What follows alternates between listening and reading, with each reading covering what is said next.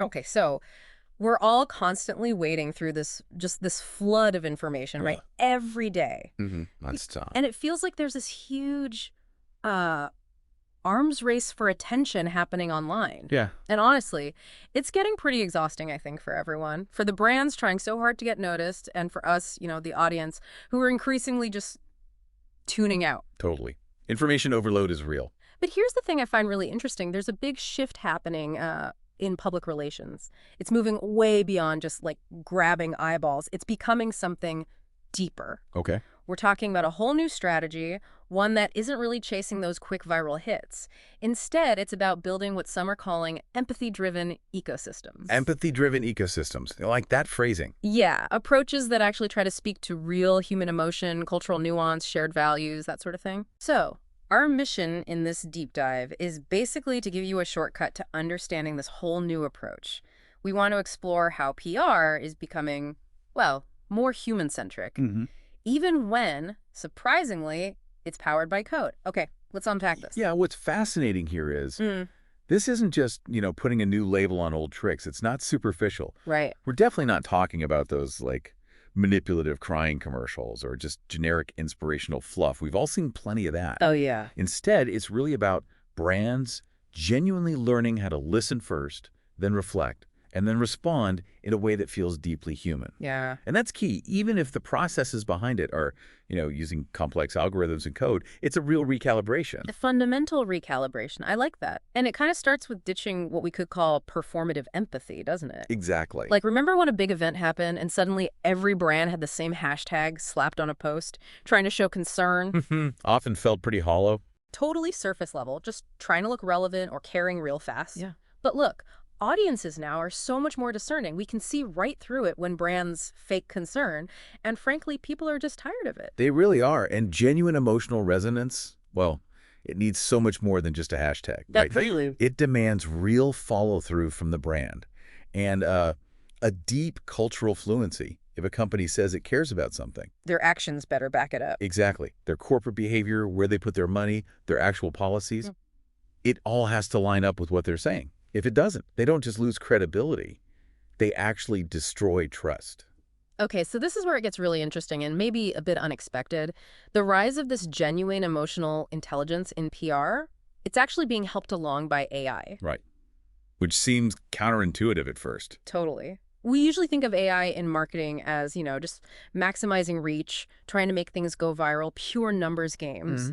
But here, it's being used for something different, for like a deeper emotional understanding. That's right. So instead of just blasting messages out, brands are using AI to meticulously scan the public mood. Scan the mood. How does that work? Well, they analyze language sentiment, try to understand broader societal, say, trauma cycles. Trauma cycles. Wow. Yeah, like the predictable patterns of collective emotional response after a big societal event. Shock, grief, anger, resilience. The AI identifies these things, plus subtle shifts in online tone. So it helps them avoid saying the wrong thing at the wrong time? Precisely.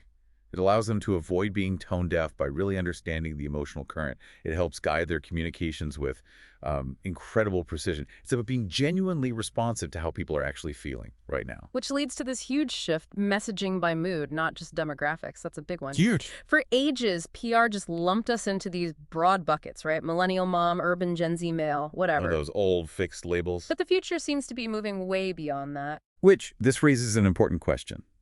If we're not using those traditional demographics, how are brands segmenting audiences? Okay, yeah, how? The new way is by emotional state.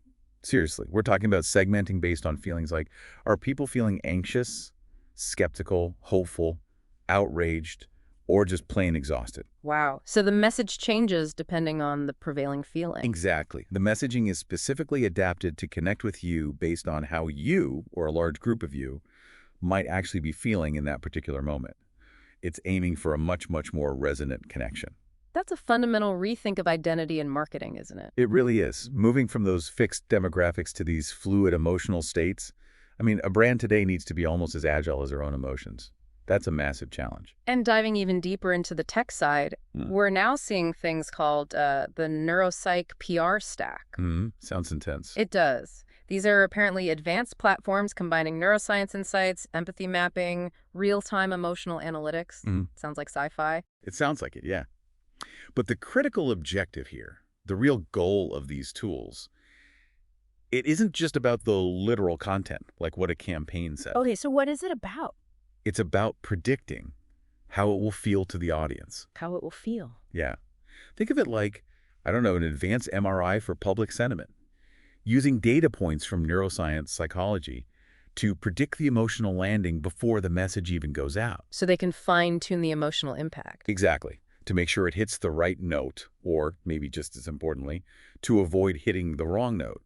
It's about managing that emotional resonance very deliberately. And this whole empathy PR approach, it's also changing crisis communications, right? Reputation management, Oh, absolutely. Completely. Instead of just reacting to the facts of a crisis. which is the old way. Right, the old playbook. Now, there's this whole new layer of, like, emotional foresight involved. Meaning what, exactly? Well, its function is really to help brands predict emotional backlash before it gets out of hand. Predict. Yeah, and then proactively diffuse the tension.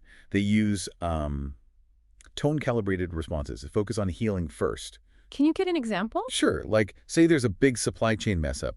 Instead of just announcing delivery delays. Which just makes people madder. Often, yeah.